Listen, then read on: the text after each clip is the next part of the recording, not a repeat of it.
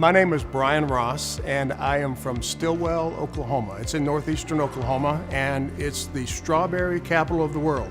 I am a financial educator. Difference between a financial educator and, say, a financial advisor. A financial advisor is someone who manages your money. What I do is I help people learn how to manage their own personal finances. I'm also a motivational speaker, and I am a money coach. I was a financial planner in the Tulsa, Oklahoma market for about 9 years, and I have also worked in government with the Department of Interior. Throughout that entire span of time, I have always been a financial educator. I've conducted workshops and things like that.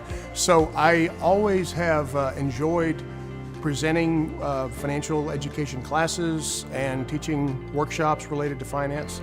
And so that's kind of my background. So how I'm a little different than other speakers or financial educators is, first and foremost, I have actually experienced everything that I talk about. Some people read some of this in books and then get up and talk about it, which is fine. I have lived it, and I think that that is one of the key differences between me and other speakers, is that I speak from experience.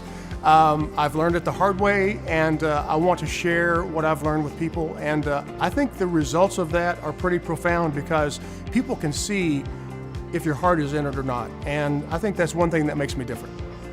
What you should expect if you were to book me to speak is results.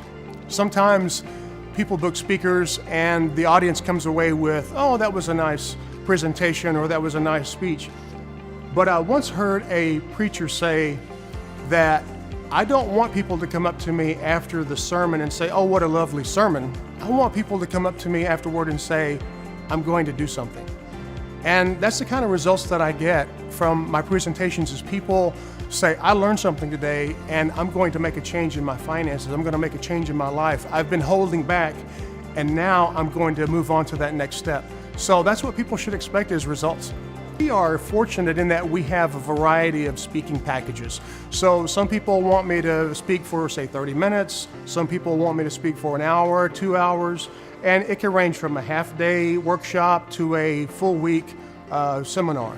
So we have a variety of packages, but what's unique is I also work with some nonprofits who want to support my efforts in promoting financial literacy, and we're able to work with just about any budget. If I'm a good speaker, then I haven't done my job. I've sort of let you down, and I've let myself down. I want to be better than good. And the thing is that the measure of a good speaker or a great speaker or an effective speaker, let's call it that way, is that, again, people do something. They don't just sit back and are entertained, but they may be entertained, but they're also learning something and are going to implement changes in their lives. And that's the measure of a good speaker. I want you to visit my website, which is takeabigstep.com. I'm very excited to hear from you and very excited to speak at your next event.